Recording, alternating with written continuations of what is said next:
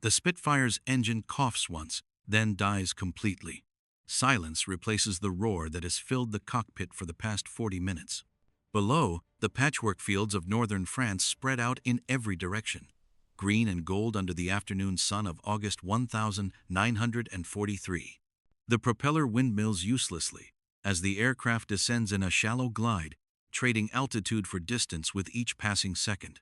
The pilot's hands move across the instrument panel one final time, confirming what he already knows. There is no restart. There is no choice. He is going down in enemy territory. Flight Lieutenant David Morrison of No. 611 Squadron had taken off from Biggin Hill at 1,340 hours that afternoon, as part of a fighter sweep over occupied France. His Supermarine Spitfire Mike 9, designated EN 398, was one of 12 aircraft tasked with providing high cover for a medium bomber formation striking marshalling yards near Abbeville. The mission profile was routine by 1943 standards, penetrate enemy airspace at 23,000 feet, maintain formation discipline, engage only if enemy fighters presented themselves, and return to base with enough fuel for the crossing. Morrison had flown this pattern 62 times before. This was supposed to be sortie number 63. The glycol leak began at 1,408 hours, 18 minutes into the flight, and 7 miles south of the French coast. Morrison noticed the temperature gauge climbing first, then the thin white vapor trail streaming from beneath his cowling. Coolant loss in the Rolls-Royce Merlin 66 engine was a death sentence at altitude. Without coolant circulation, cylinder head temperatures would exceed operational limits within minutes. Metal would warp. Bearings would seize. The engine would destroy itself from the inside out. Morrison broke radio silence once, transmitting his position and status to the formation leader, then began a controlled descent toward the coast. He calculated his glide ratio, factored in the prevailing wind, and realized with cold certainty that he would not reach the channel. The mathematics were unforgiving. By 13 hours, Morrison had lost the engine entirely. The Merlin seized with a grinding shudder that traveled through the airframe and into his boots. He was at 4,000 feet, 12 miles inland, with no power, and a landscape below him that had been under German occupation for 3 years. His training dictated immediate action. He jettisoned the canopy. He disconnected his oxygen supply and radio lead. He checked his harness straps and prepared for either a forced landing or a bailout, depending on what the terrain offered. Through the windscreen, he could see a long rectangular field bordered by hedgerows and a single dirt road. No buildings were immediately visible. No vehicles. No obvious military installations. It was as good as he was going to get. Morrison brought the Spitfire around in a wide descending turn, bleeding off excess speed and positioning for a wheels-up landing into the wind. The approach was textbook. He held the nose high, bled off the last of his airspeed, and let the aircraft settle into the grass at 1,414 hours and 20 seconds. The landing was violent but survivable.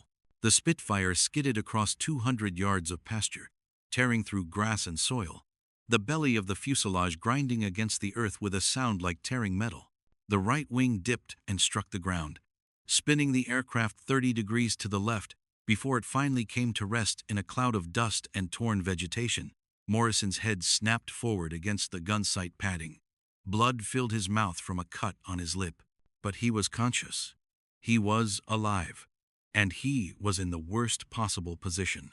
The first rule of survival, after a forced landing in enemy territory, was to move immediately. Every second spent near the aircraft was a second that increased the probability of capture. Morrison released his harness straps and stood up in the cockpit, his boots finding purchase on the seat. He could see the hedgerow 30 yards to his left, and the darker line of a tree line beyond that. Cover meant survival. Staying with the aircraft meant a prisoner of war camp or worse. He pulled himself up and over the cockpit rim, dropped onto the wing, and slid down to the ground. His legs buckled slightly on impact. The landing had been harder than he thought, but he recovered and began moving toward the hedgerow at a limping run. He had covered perhaps 15 feet when the first shout came from behind him. German, sharp and authoritative. Morrison did not stop.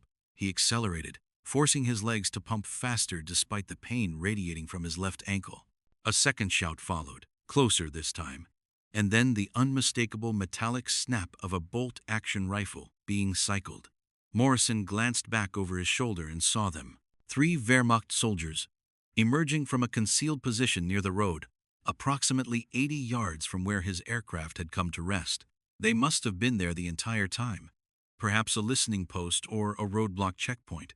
One soldier was raising his rifle to his shoulder. The other 2 were running toward him, their field gray uniforms stark against the green of the pasture. Morrison changed direction, angling now toward a shallow depression in the field where the ground dipped away toward a drainage ditch. If he could reach it, if he could get below their line of sight for even a few seconds, he might be able to make the tree line. His breath came in ragged gasps. His heart hammered against his ribs. The distance to the depression was 20 yards, then 15, then 10. He could hear the soldiers shouting behind him now, their voices overlapping in commands he did not understand but whose meaning was perfectly clear. Stop, surrender, or die. The rifle shot came at 1,414 hours and 53 seconds, exactly 33 seconds after Morrison's Spitfire had come to rest. The bullet passed somewhere to his right, close enough that he heard the crack of its supersonic passage but far enough that it posed no immediate threat. It was a ranging shot, a warning, or perhaps simply poor marksmanship at a moving target. Morrison did not slow down. He reached the depression and threw himself into it, landing hard on his shoulder and rolling twice before coming to a stop against the far bank. Above him, he could hear the soldiers' boots pounding through the grass, their shouts growing louder as they closed the distance. He had perhaps 8 seconds before they reached the edge of the depression. 8 seconds to decide whether to continue running or to surrender. 8 seconds that would determine whether he spent the rest of the war in Stalag Luft III or died face down in a French pasture. Morrison's hand moved to the service revolver holstered at his hip. The Enfield No. 2 Mauk. I was loaded with 6 rounds of .38, over 200 ammunition. Standard issue for RAF pilots. Utterly insufficient against 3 soldiers with rifles, and whatever reinforcements were undoubtedly already being called to this location. Drawing the weapon would mean engaging in a firefight he could not win. It would mean escalating the situation from capture to combat. It would mean death, almost certainly, and no chance of survival. But Morrison did not draw the revolver. Instead, at 1,415 hours and 1 second, exactly 41 seconds after his aircraft had stopped moving, he raised both hands above the edge of the depression and called out the only German word he knew with certainty: Kamerad. Kamerad. The universal signal of surrender. The effect was immediate. The soldiers' boots stopped moving. The shouting ceased. Morrison heard rapid conversation in German, then a single voice, calmer now, instructing him in broken English to stand slowly and keep his hands visible. He complied, rising to his feet with his arms extended above his head, his palms open and empty. The 3 soldiers stood at the edge of the depression, their rifles trained on his chest. They were young, Morrison noticed, perhaps 20 years old, likely conscripts rather than frontline troops. Their uniforms were clean but worn, the field gray wool faded from repeated washing. One soldier, the one who had fired the warning shot, kept his Mauser trained on Morrison's center mass. The second soldier, an Unteroffizier based on the insignia visible on his collar, lowered his rifle slightly and gestured with his free hand for Morrison to climb out of the depression. Morrison moved slowly, deliberately telegraphing each action. He climbed the shallow bank and stood in the open pasture, with his hands still raised. The Unteroffizier approached, his rifle now pointed at the ground but his fingers still near the trigger. He spoke in German, then switched to halting English. "You are pilot. RAF." It was not a question. Morrison nodded. The soldier gestured toward Morrison's holster. "Waff. Weapon. Slow." Morrison reached down with his right hand, moving with exaggerated care, and withdrew the revolver by its grip. He held it out to the Unteroffizier, who took it and immediately passed it to one of the other soldiers. The search was professional and thorough. The Unteroffizier patted down Morrison's flight suit, checking pockets and seams for concealed weapons or documents. He removed Morrison's escape kit, a small canvas pouch containing emergency rations, a silk map of Northern Europe, a compass disguised as a button, and French currency, and placed it in his own pocket. He found Morrison's identity discs and read the information stamped on them aloud to the other soldiers, confirming name, rank, and service number. The entire process took less than 3 minutes. By 18 hours, Morrison was disarmed, searched, and effectively neutralized as a threat. What happened next deviated from standard Wehrmacht procedure in a way that would have consequences neither Morrison nor his captors could have anticipated. According to established protocol, captured enemy aircrew were to be detained immediately and transported to the nearest Luftwaffe installation for processing. Fighter pilots, in particular, were considered high-value prisoners due to their training and operational knowledge. They were to be handled by the Luftwaffe, not the Wehrmacht, and certainly not by whatever ad hoc garrison unit happened to be in the vicinity.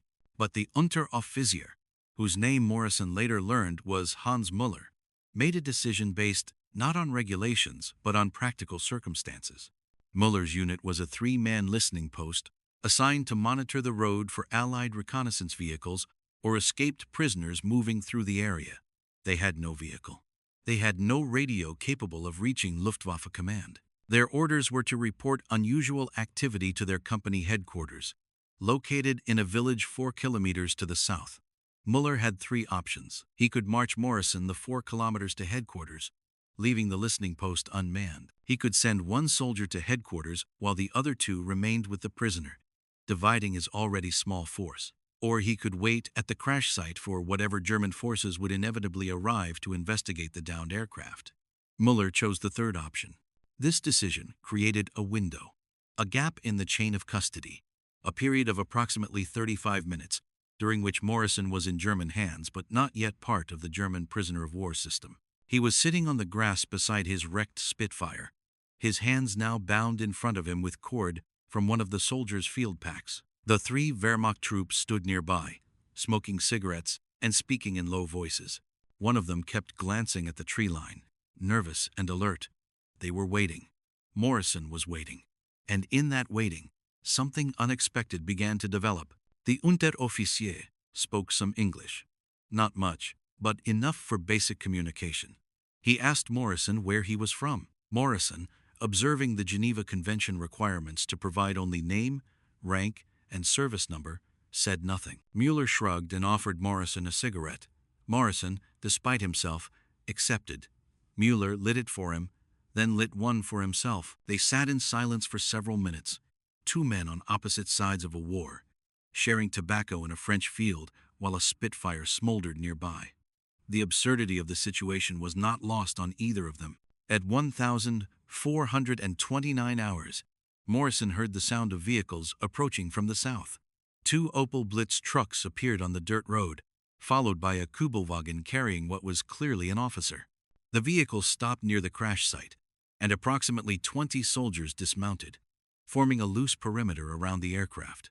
The officer, a Hauptmann in the Luftwaffe, walked directly to where Morrison sat with his captors. Müller stood and saluted. The Hauptmann returned the salute perfunctorily and immediately began speaking in rapid German. Morrison could not understand the words, but the tone was unmistakable.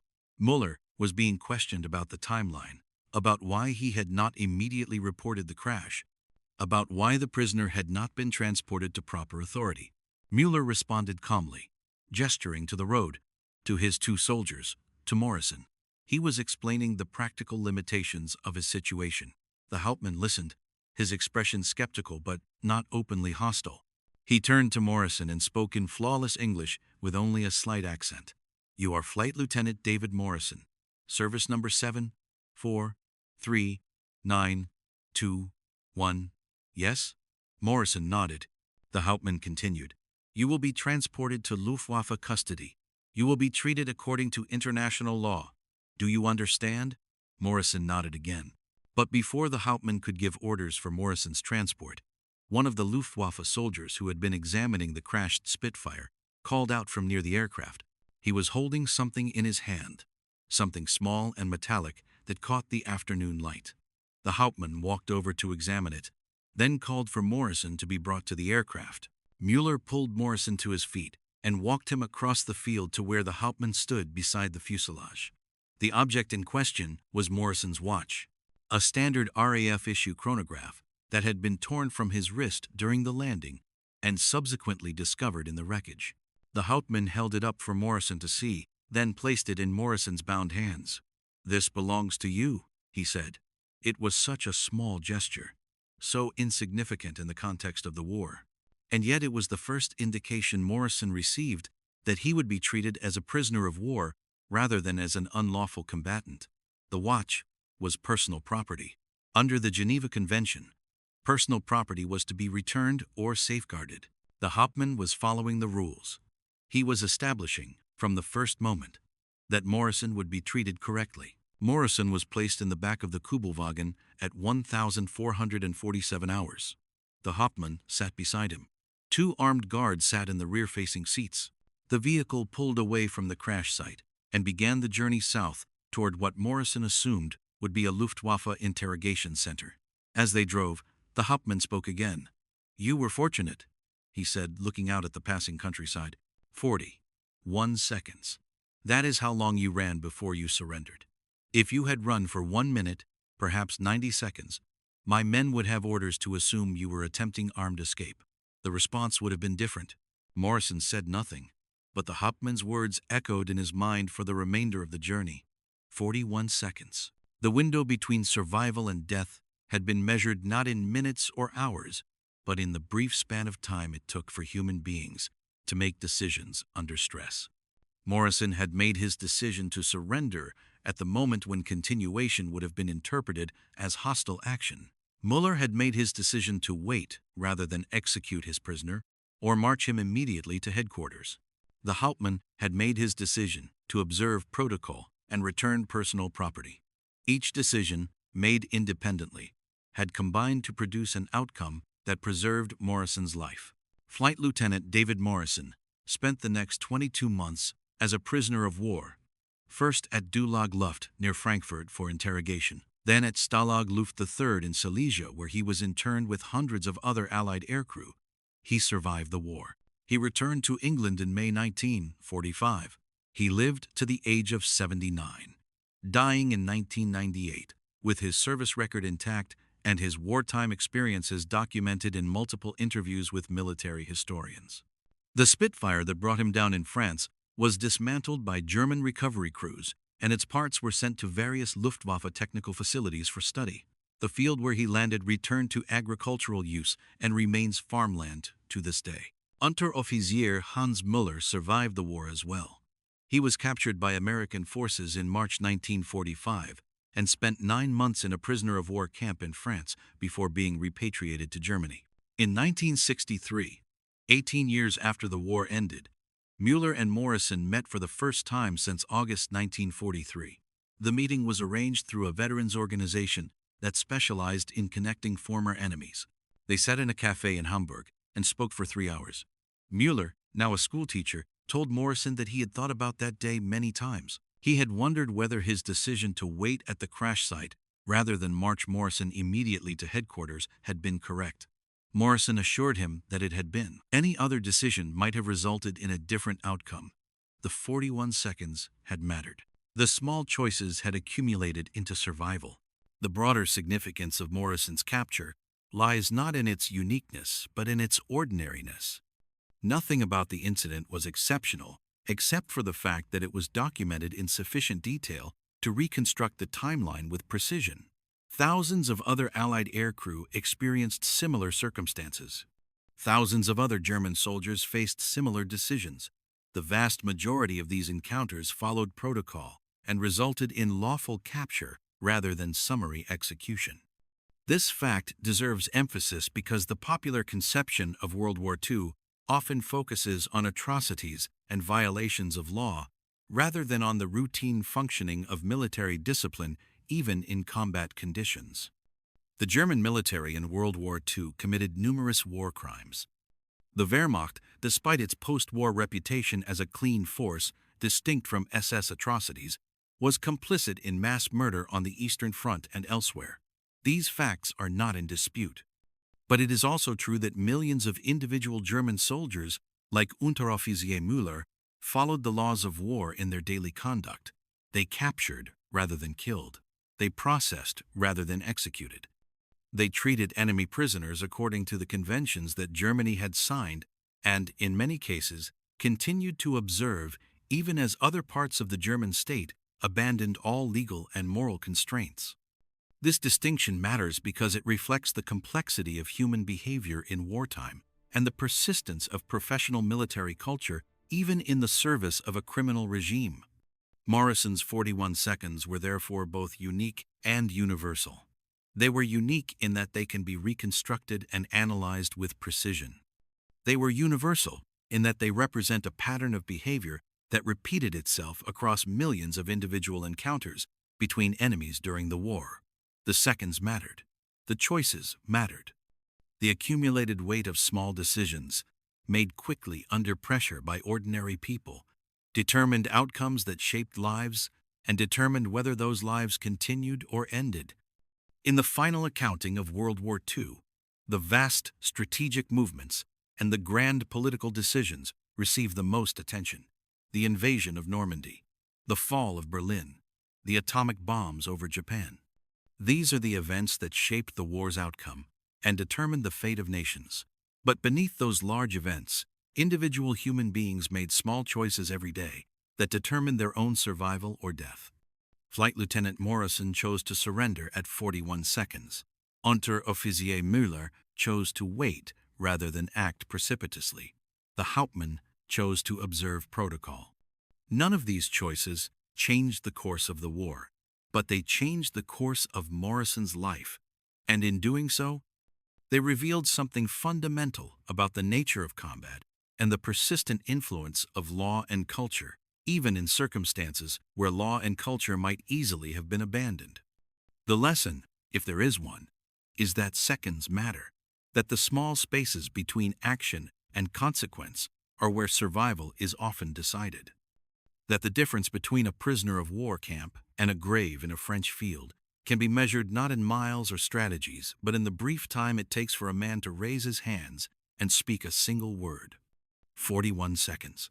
In the vast sweep of history, it is nothing. In the life of David Morrison, it was everything.